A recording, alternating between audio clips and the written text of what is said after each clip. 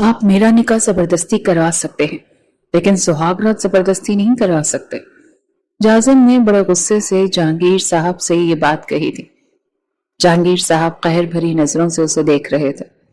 اپنی بکواس بند کرو، وہ تمہارے کمرے میں تمہاری بیوی کی حیثیت سے بیٹھی ہے۔ جاؤ، جا کر مردانگی دکھاؤ، مرد ہونے کا ثبوت دو۔ وہ چلائے تھے۔ میں نے ہمیشہ انہیں بہن سمجھا ہے، میں ان کے ساتھ ایسا کچھ نہیں کروں گا۔ جازم کا یہ جملہ سنتے ہی جہانگیر صاحب نے ایک زوردار تھپڑ اس کے منہ پر مارا تھا، اتنی زور کا کہ وہ گرتے گرتے بچا۔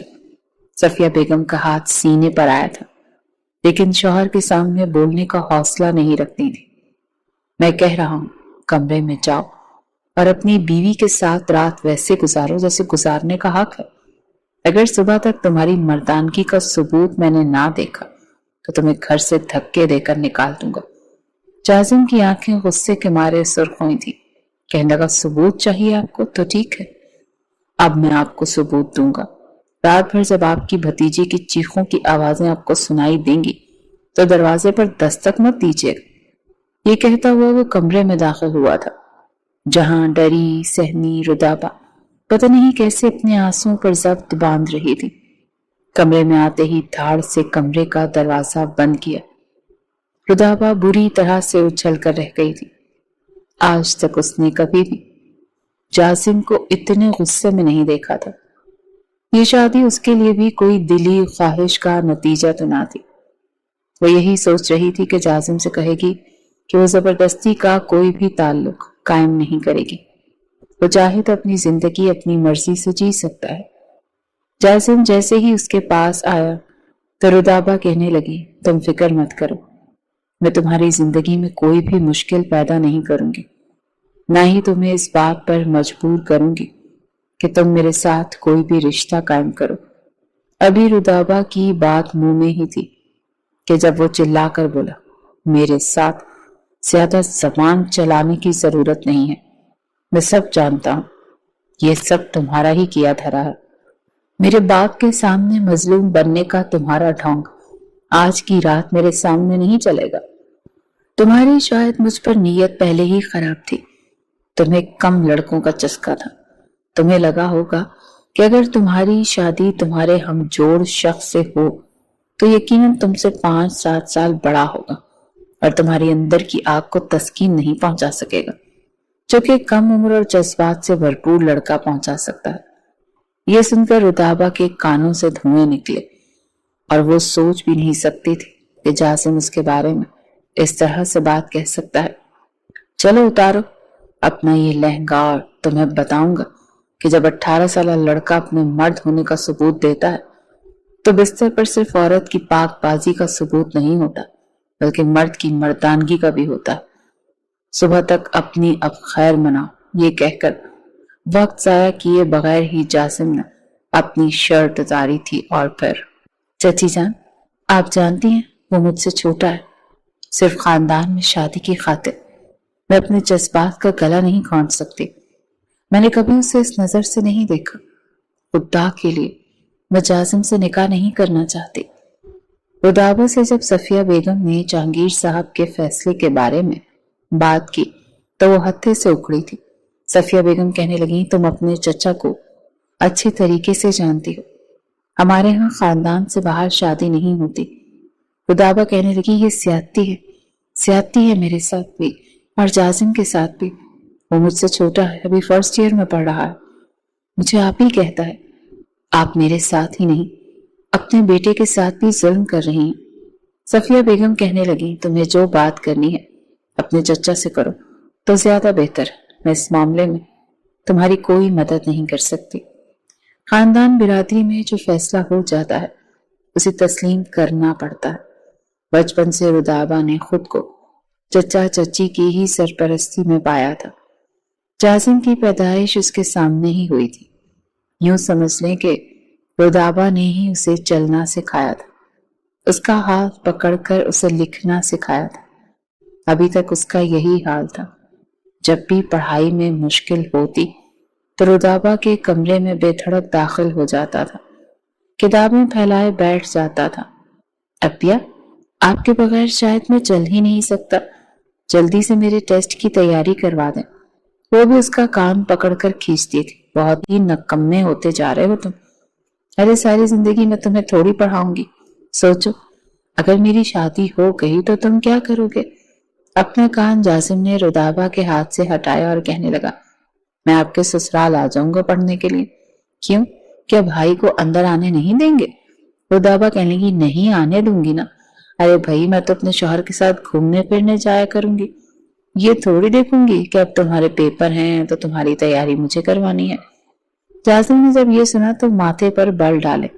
अच्छा, तो अब शादी के बाद बदल जाएंगी? कब तक तुम मेरी उंगली पकड़कर ही जिंदगी गुजारोगे? अरे भाई, किसी इंस्टीट्यूट में पढ़ा करो।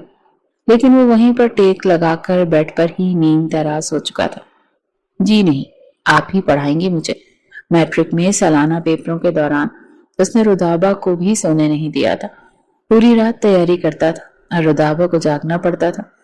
कई बार तो वो ऊँग रही होती थी, कहती थी, क्या बदतमीजी है जासिम, तुम छोटे तो नहीं हो, खुद तैयारी कर सकते हो। नहीं अप्पिया, आप सुनेंगी तभी मुझे तसल्ली होगी। मैंने ठीक से याद किया और फिर आप नहीं चाहती ना कि मेरा ग्रेड अच्छा हो, मैं एक कामयाब बिजनेसमैन बनूं। अच्छा पढ़ो और आप फिर कहेंगी कि मेरा भाई दुनिया भर का सबसे बड़ा बिजनेसमैन है। सोचे लोग कितनी इज्जत से देखेंगे आपको। जासिम की बात पर वो उसे घूर कर देखती, साथ में ही अपने हाथ से जमाई रोकती। तुम्हारी इस आला कामयाबी का फायदा तो सिर्फ तुम्हारी बीवी को हो सकता है, मुझे तो कोई फायदा नहीं है। खुदा के लिए मुझे सोने दो जासिम, मुझे बहुत सख्त नींद आ रही है। रुदाबा ने उसके सामने हाथ जोड़े थे। वो कहने लगा, हरगिज़ भी नहीं, मैं आपकी जान नहीं छोड़ने वाला। रुदाबा ने तब सुकून का सांस लिया था जब वो पेपर देने के लिए जा चुका था और मैट्रिक में उसका वाकई A1 ग्रेड आया था। वो खुशी के मारे रुदाबा के गले लग गया था। हालांकि रुदाबा को ये सब अच्छा नहीं लगा था। फौरन से उसके सीने पर हाथ रखकर उसे पीछे धक्का दिया। तुम कब बड़े होगे जासिम, मुझसे बड़ा कद निकाल लिया है, लेकिन शर्म नहीं आई बहन के गले लगते हुए। गलगा, तू क्या हुआ? अरे बहन के गले लगना कौन सा मना है? जासिम को इस बात का एहसास तक नहीं था कि वो उसकी सगी बहन नहीं है। अलबत्ता रुदाबा जरूर उससे फासला रखने की कोशिश करती थी, लेकिन वो किसी छोटे बच्चे की तरह कभी उसके कांधे पर सर रख देता। बहुत थक गया हूँ, प्लीज कॉफी बना देना।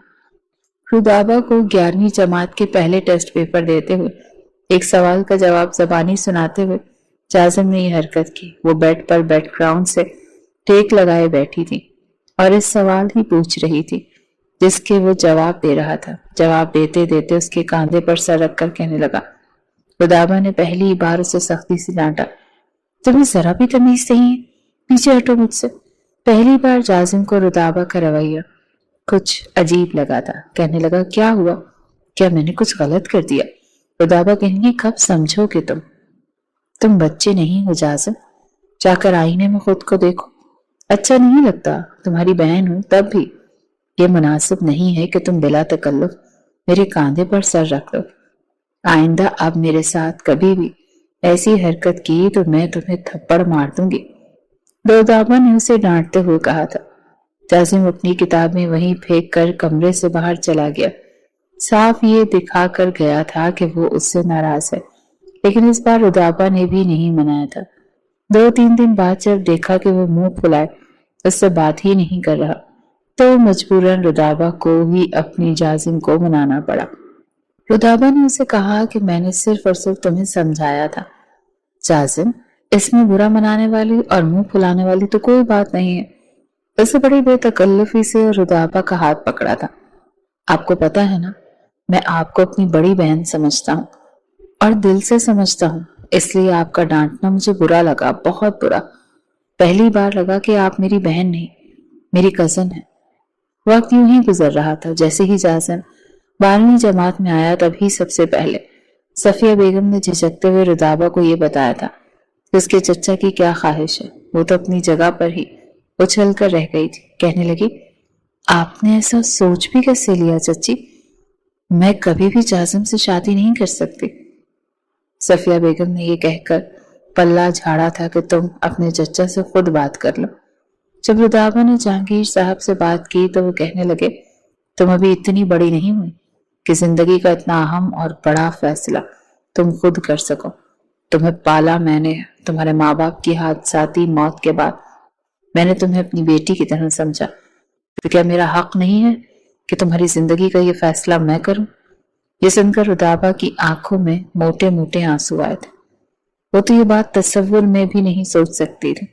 کہنے کی چچا پلیز، میں آپ سے اس بات پر کوئی اختلاف نہیں کرتی، آپ میری شادی جس سے چاہے کر دیں، لیکن وہ جازم نہیں ہونا چاہیے۔ میں نے ہمیشہ اسے چھوٹا بھائی سمجھا ہے۔ جہانگیر صاحب کہنے لگے، شادی سے پہلے سب بہن بھائی ایک دوسرے کو بھی سمجھیں تو زیادہ بہتر ہوتا ہے۔ میں کوئی انوکھا کام تو نہیں کرنے جا رہا۔ تم بتاؤ، کیا آج تک کبھی کسی لڑکی کی شادی اس سے 10 سال یا 15 سال چھوٹے نوجوان سے نہیں ہوئی؟ ہماری شریعت اور ہمارا قانون ہمیں اس بات کی اجازت دیتا ہے، اور میں نہیں چاہتا کہ میں تمہیں کہیں اور بھیجوں۔ تم میری بیٹی ہو، میں چاہتا ہوں ہمیشہ میری بیٹی بن کر میرے ہی گھر میں رہو، تو اس میں کیا برائی ہے؟ شادی تمہاری اس سے کرنا چاہتا ہوں کیونکہ جازم اب اتنا چھوٹا نہیں رہا۔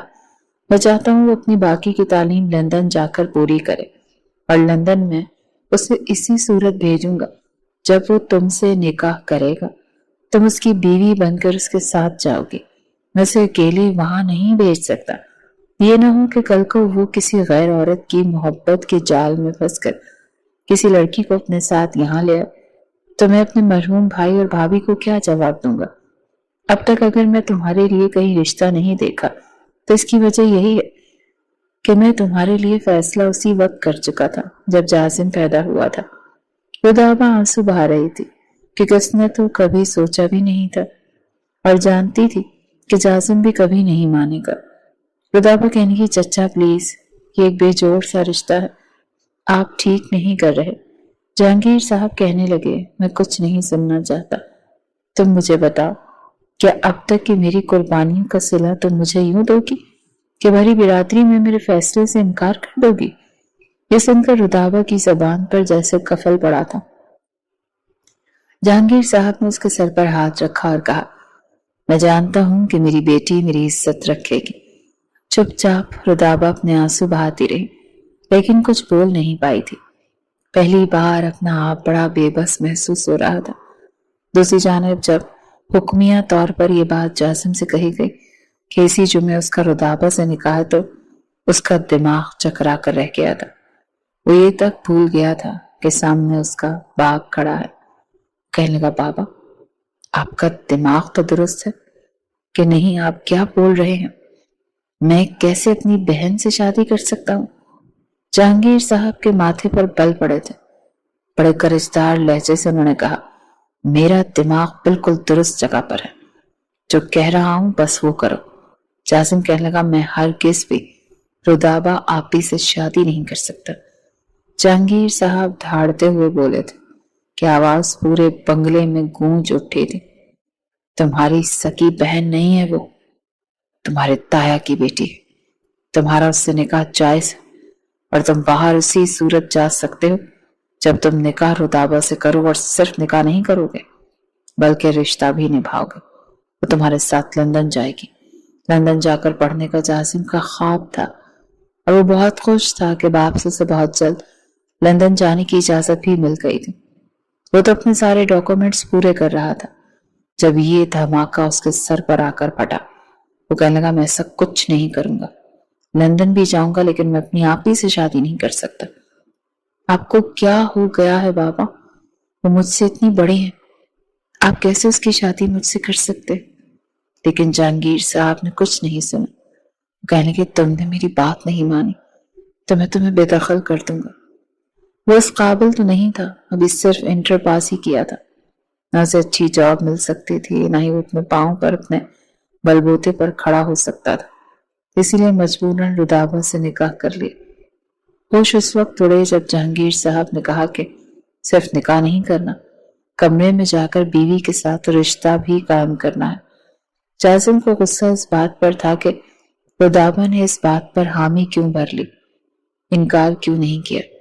اسے لگتا تھا کہ شاید رودابہ انکار کر دیتی تو جہانگیر صاحب کبھی بھی زبردستی نہیں کرتے، لیکن وہ رودابہ نہیں جانتے تھے کہ کہ اس پر کیے جانے والے احسانات اس پر جتائے گئے ہیں، اسی لیے وہ منہ نہیں کھول سکتی تھی۔ اسے لگا کہ شاید رودابہ کی نیت ہی ایسی تھی، اسی لیے جب کمرے میں آیا تو غصے کے مارے پاگل ہو رہا تھا۔ چلو اتارو اپنی یہ چولی اور لہنگا، آج تمہیں بتاؤں گا کہ جب 18 سالہ لڑکا اپنے مرد ہونے کا ثبوت دیتا ہے تو بستر پر عورت کی ہی پاک بازی کا ثبوت نہیں ہوتا، مرد کی مردانگی کا بھی ہوتا ہے۔ صبح تک اب اپنی خیر مناؤ، یہ کہہ کر وقت ضائع کیے بغیر جازم نے اپنی شرٹ اتاری تھی۔ جازم کی بات سن کر رودابہ کے ہوش اڑ کے رہ گئے تھے۔ یہ کیا بدتمیزی، یہ تم کس لہجے میں مجھ سے بات کر رہے ہو؟ رودابہ چلائی، اسی لہجے میں جس لہجے میں مجھ سے بات کرنے کے لیے کہا گیا ہے۔ کیا سمجھتا رہا میں تمہیں، اور تم کیا نکلی؟ بڑی بہن کہتا تھا تمہیں، اور تم؟ نفرت کرتا ہوں میں تم سے، وہ چلایا تھا۔ رودابہ کہنے لگی، تم خواہ مخواہ ہائپر ہو رہے ہو۔ میں تم سے کہہ رہی ہوں مجھے کوئی غرض نہیں ہے، چاہو تو اپنی زندگی اپنی خواہش کے حساب سے گزار سکتے ہو، بس مجھ پر یہ احسان کر دو کہ چچا چچی کے سامنے کچھ مت کہنا۔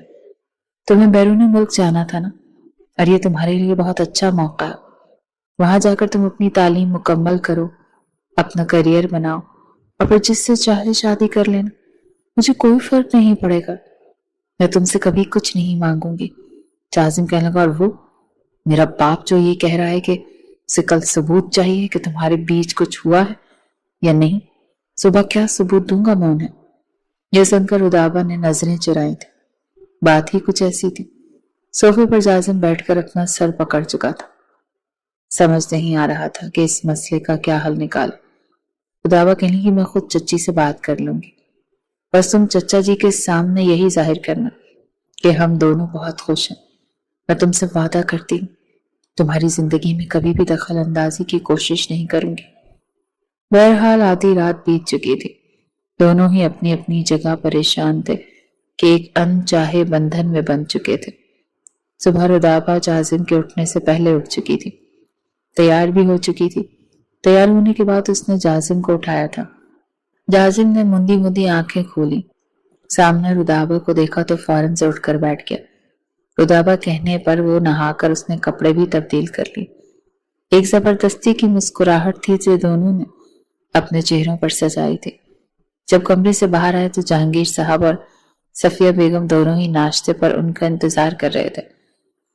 اپنے والد کے سامنے جازم کہہ چکا تھا کہ اس نے ان کا فیصلہ قبول کر لیا۔ چند روز یوں ہی گزر گئے، پھر وہ دونوں ہی لندن جا چکے تھے۔ وہاں جا کر جازم آزاد تھا، اس نے وہاں کی یونیورسٹی میں داخلہ لیا، اپنی تعلیم کا سلسلہ شروع کر چکا تھا۔ رودابہ گھر کی ساری ذمہ داریاں سنبھال چکی تھی۔ جازم شروع ہی سے کچھ لاپرواہ طبیعت کا مالک تھا۔ جب اس نے دیکھا کہ رودابہ نہ اپنا حق مانگ رہی ہے نہ اسے کچھ کہتی ہے تو وہ بے فکر سا ہو گیا تھا۔ وہ پرسکون ہو گیا تھا کہ رودابہ سے اسے کوئی بھی نقصان نہیں پہنچ سکتا۔ آہستہ آہستہ وہی بے تکلفی جازم برتنے لگا جب تک برتتا آ رہا تھا۔ آج بھی یونیورسٹی سے آتے ہی وہ کچن میں آیا تو رودابہ کھانا بنا رہی تھی۔ چپکے سے اس کے پیچھے کھڑا ہو کر اس نے رودابہ کی آنکھوں پر اپنا ہاتھ رکھا۔ وہ بری طرح سے چونک گئی، لیکن سمجھ گئی تھی کہ جازم کیا بدتمیزی ہے۔ جازم اپنی آنکھوں سے اس نے ہاتھ ہٹائے، پیچھے پلٹ کر دیکھا تو وہ مسکرا رہا تھا۔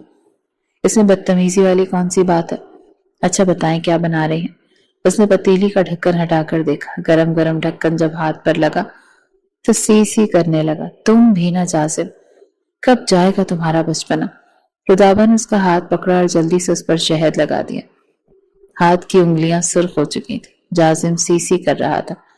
رودابہ اس کی انگلیوں پر پھونک مار رہی تھی۔ ابھی نہا کر آئی تھی، اسی لیے بالوں پر جوڑا باندھ رکھا تھا جو اچانک سے کھل گیا تھا۔ سر کا دوپٹہ بھی ہٹ چکا تھا۔ رودابہ کے لمبے گھنے بال کھل کر بکھر چکے تھے۔ پہلی بار جازم کی نظر اس کے لمبے گھنے بالوں پر پڑی تھی۔ کچھ پل تو بڑی محویت سے اسے دیکھتا رہا۔ اس کا سفید رنگ، غلافی آنکھیں اور ریشم جیسے بالوں کو دیکھ کر کچھ پل کے لیے وہ آنکھیں جھپکنا بھول گیا تھا۔ پھر رودابہ کے چہرے پر چھائی پریشانی دیکھ کر پہلی بار اسے کچھ ہوا تھا، لیکن پھر فوراً سے سنبھل گیا۔ اپنا ہاتھ جلدی سے رودابہ کے ہاتھ سے کھینچا۔ وہ غصے سے اسے دیکھنے لگی، کہنے لگا اتنی بھی تکلیف نہیں ہو رہی جتنی آپ فکر کر رہی ہیں۔ یہ کہہ کر وہ اپنے کمرے میں چلا گیا۔ اپنے آپ پر کچھ افسوس ہونے لگا کہ اس نے رودابہ کو یوں بے خود ہو کر دیکھا تو دیکھا کیسے۔ بہرحال اپنے آپ کو جھٹکنے کے بعد وہ کتابیں لے کر بیٹھنے لگا تھا، لیکن آج پڑھائی میں بھی دل نہیں لگ رہا تھا۔ کھانا کھانے کے دوران بھی جازم کی نظریں گاہے بگاہے رودابہ پر ہی اٹھنے لگی تھیں۔ جس عمارت میں رودابہ اور جازم کا فلیٹ تھا اس کے سامنے قاسم کا فلیٹ تھا، وہ بھی پاکستانی تھا، جاب کے سلسلے میں وہاں پر رہتا تھا۔ ایک بار واک کر کے جب اوپر آیا، این اسی وقت جازم اپنی یونیورسٹی جا رہا تھا۔ رودابہ بار بار یہ نصیحتیں کر رہی تھی کہ جازم بازار کی کوئی چیز مت کھانا، کینٹین کا کھانا تمہیں ویسے بھی مسئلہ کرتا ہے، دیکھو میں تمہارے لیے سب کچھ بناتی ہوں، اس لیے کھانا گھر آ کر ہی کھانا۔ اور ہاں، اپنا ٹیسٹ تو ٹھیک سے یاد کیا ہے نا تم نے؟ پتا ہے نا سیمسٹر کے پیپر کتنے قریب ہیں؟ پہلی بار قاسم کی نظر اس خوبصورت سراپے پر پڑی تھی۔